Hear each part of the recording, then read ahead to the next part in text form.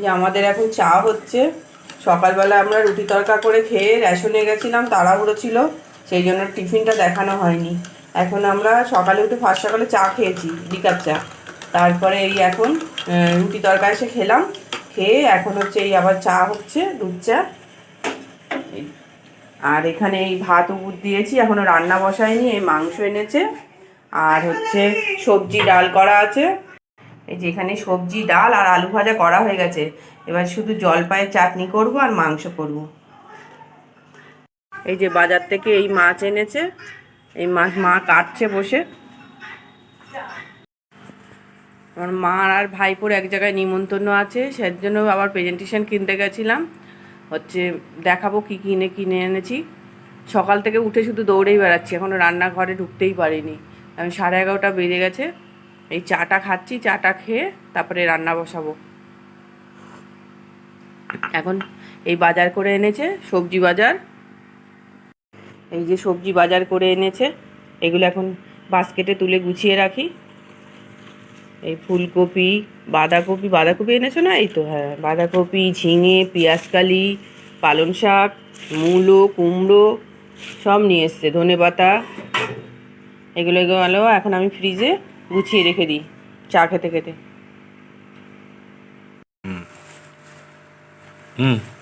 আগে একদিন বারাসাতের থেকে এই যে ফুলকপি এনেছিল, সেই ফুলকপি রয়েছে, এখনো খাওয়া হয়নি।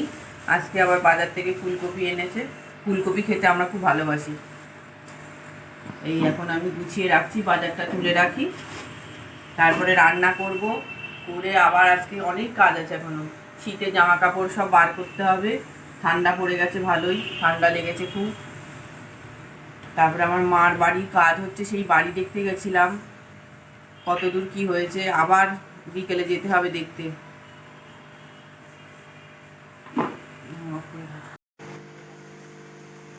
মূলোর থেকে শাকগুলো কেটে একটা ক্যারি ব্যাগে রেখে দিই, পরে এগুলো মূলো শাকগুলো ভাজা খাওয়া যাবে। মূলো শাক ভাজা খেতে খুব ভালো লাগে। বটিটা দিয়ে মা মাছ কাটছে বলে আমি চাকু দিয়ে কেটে রাখছি।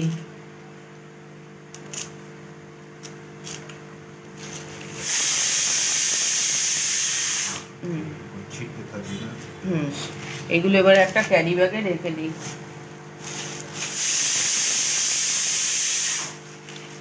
প্রেসার কুকারটা বন্ধ করে দিয়েছে তো।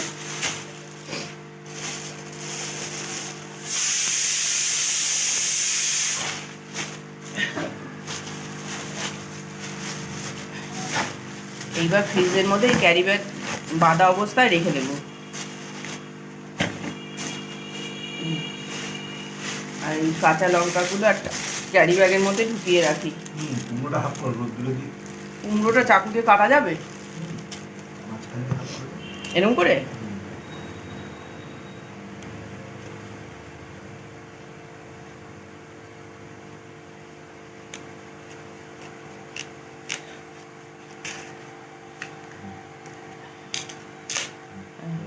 কুমড়ো কেটেছি, এবার রোদে দিয়ে আসবে কুমড়োটা।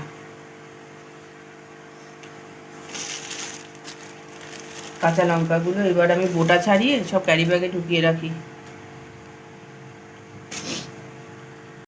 আজকে ও মাংস রাখবে, হচ্ছে বললো কি সব মশলা দিয়ে মেখে তাই করবে। এর মধ্যে আদা, পেঁয়াজ, রসুন, টক দই আর কি দিয়েছে, হলুদ, নুন, লঙ্কা সব একসঙ্গে মেখে নিয়েছে। মেখে খানিক্ষণ রাখবে, তারপরে ও ওইটাকে হচ্ছে রান্না করবে। এই দেখো মাংসের আলু ভেজে নিচ্ছি, আর এই মাংসটা কেজি ম্যারিনেট করে রেখেছে।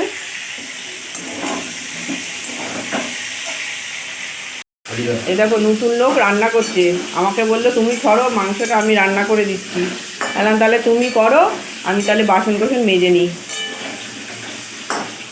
তাই জন্য এই যে বেসিনে সব বাসন রয়েছে, এইগুলো এখন মেজে নেবো, ও রান্না করছে মাংস। এ দেখো আমাদের মাংসটা রান্না হয়ে গেছে। এবার আমি রান্নাঘর পরিষ্কার করে নিই। এই যে আমরা এখন খেতে বসেছি। আজকে একটু খেতে অনেক দেরি হয়ে গেছে, আজকে অনেক কাজ ছিল। মারা নিমন্ত্রণ খেতে গেছে আর আমরা খেতে বসছি বাড়িতে, এই সবে এখন খেতে বসলাম।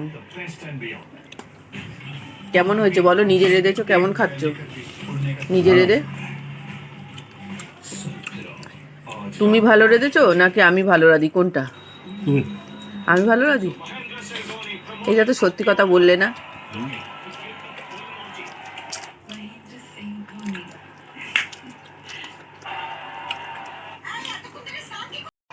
ও রান্না ভালোই করে, আগে পারতো না, এখন মোটামুটি শিখে গেছে।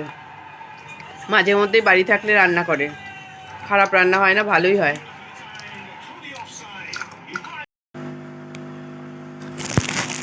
এত ঠান্ডা লেগেছে কথা বলতে পারছি না, নাক গলা টলা সব এঁটে গেছে। গার্গেল তো করছি, কিছু হচ্ছে না। এখন একটু এই গরম গরম চা খাই, দেখি ভাল লাগবে কিনা। হ্যাঁ যাই।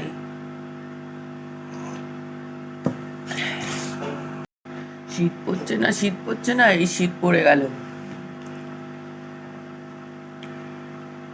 এবার মনে হবে আর শীত কেন পড়লো। গরমকালে গরমকালের জন্য অসুবিধা, আর শীতকালে আবার বেশি ঠান্ডা পড়লে অসুবিধা।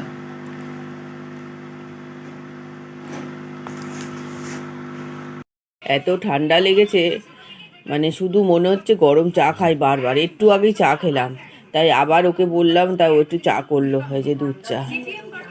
তাই জন্য একটু খাই, গলার মধ্যে শুধু মনে হচ্ছে কাটার মতন ফুটছে।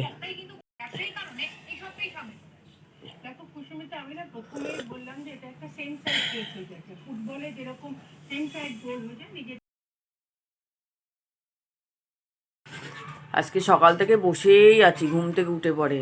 সত্যি সত্যি এখন কোনো কাজে হাত দিইনি, রান্না বান্নাও নেই, যা আছে আজকে হয়ে যাবে কালকে রান্না। আর মা একটু সকালে ভাত রুটি টুটি করে দিয়েছে, ব্যাস। আমি এখন বসেই আছি, কাজ করতেই ইচ্ছা করছে না। শুয়ে শুয়ে খবর শুনছে, আমি বসে আছি।